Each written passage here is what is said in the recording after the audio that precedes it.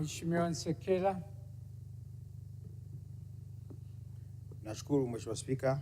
Mheshimiwa Waziri Mkuu, kwanza nipongeze serikali kwa jitihada za makusudi za kuendeleza sekta ya elimu na kuwezesha vijana kiuchumi na jamii kwa ujumla. Mheshimiwa Waziri Mkuu, hivi karibuni vijana wengi ambao wako vyuo vikuu wamekuwa wakipata changamoto sana wanapokuwa wamemaliza, wanakuja kutafuta ajira, wamejikuta hawana ujuzi ambao unaendana na ajira inayotakiwa.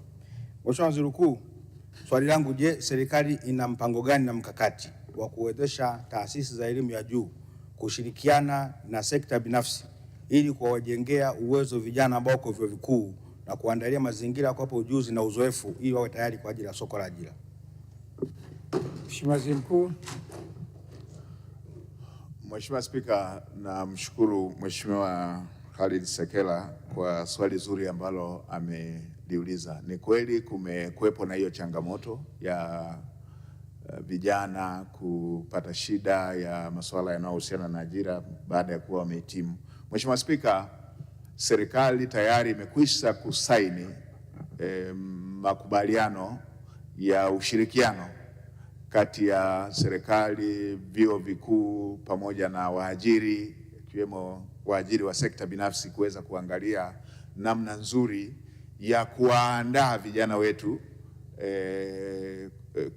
kuingia katika soko la ajira, lakini pia na kuwa washindani katika masuala haya yanayohusu upatikanaji wa ajira. Mheshimiwa Spika, baadhi ya masuala ambayo yapo katika yale makubaliano, na Mheshimiwa Spika, utakumbuka pia hivi majuzi tulipokea andiko moja zuri kutoka kwa Mheshimiwa Selemani Jafo, mbunge wa Kisarawe, ambalo na lenyewe lilikuwa linatoa mawazo na maoni kuhusu ni namna gani vijana wanaweza wakapata ajira ndani ya serikali na sekta binafsi, hasa wanapohitimu vyuo vikuu.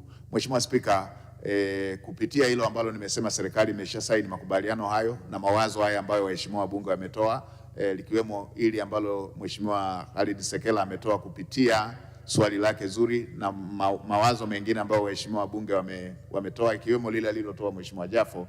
Serikali kupitia wataalamu wake wanaendelea kuangalia madirisha yote haya ambayo yatawafanya vijana waweze kupata mafunzo, waweze kupata kutumia vizuri fursa zinazopatikana ndani ya serikali na ndani ya sekta binafsi. Baadhi ya maeneo ambayo Mheshimiwa Spika, serikali inayangalia, mojawapo ni hilo la kupata mafunzo, wangali wanasoma waendelee kupata attachment za kuweza kujifunza kinachofanyika katika ofisi mbalimbali zikiwemo za umma na zile za sekta binafsi.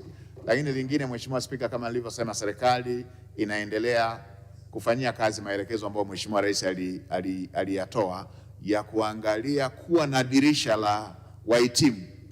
Dirisha la wahitimu, Mheshimiwa Spika, tunaangalia kupitia hii kampuni ambayo itaanzishwa ambayo ilikuwa Export Credit Guarantee Scheme, iweze kugarantii vijana wetu wanaotoka vyuo vikuu ambao wako na mawazo ya kufanya uzalishaji lakini wanakosa mitaji, waweze kupata mitaji, na wakipata mitaji tuna uhakika kwamba wataweza kuhimili kujiajiri, lakini pia na kuajiri na wengine. Mheshimiwa Spika, tunawaza hatua kubwa zaidi ya kubadilisha sheria kutoka kwenye dhamana ambazo zilikuwa zinatumika zamani, zilizokuwa zinatambulika zamani, zile ambazo hazihamishiki, kwenda kwenye dhamana zinazohamishika.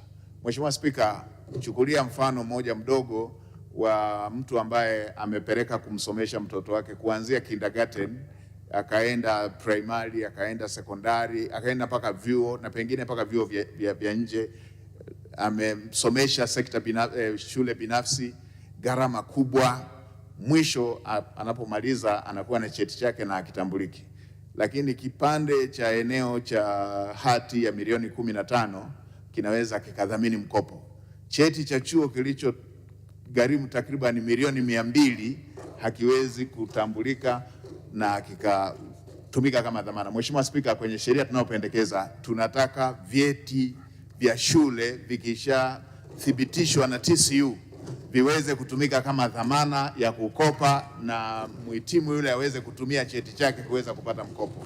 Mheshimiwa Spika, msomi wetu aliyemaliza famasia na akapata cheti chake, msomi wetu aliyemaliza electrical engineering na akapata cheti chake, kukosa vitendea kazi vile vya kuweza kupractice taaluma yake na cheti anacho, kwamba tumlazimishe na yeye awe na kipisi cha ardhi tu ndio aweze kutumia kama dhamana hii, tunaona tunabana wigo wa fursa ambazo vijana wetu watakuwa wameshapata. Kwa hiyo haya ni baadhi ya maeneo ambayo Mheshimiwa Spika, wataalamu wetu wanaendelea kuyachambua na mswada upo unafanywa kazi. Tunaamini utakapokuwa umeiva tutaleta ndani ya bunge lako tukufu ili kuweza kuwapa fursa hiyo kubwa vijana wetu waweze kukabiliana na changamoto zinazojitokeza katika masuala ya ajira.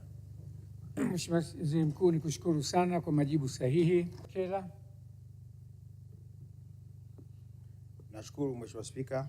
Mheshimiwa Waziri Mkuu, kwanza nipongeze serikali kwa jitihada za makusudi za kuendeleza sekta ya elimu na kuwezesha vijana kiuchumi na jamii kwa ujumla.